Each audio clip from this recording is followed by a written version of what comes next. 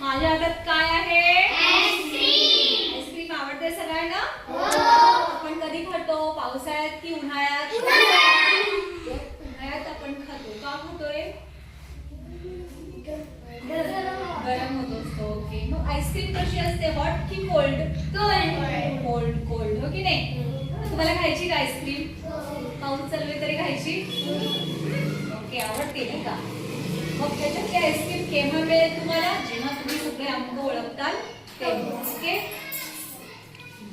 किती आहे? किती आहे? आता किती झाले? आता किती झाले?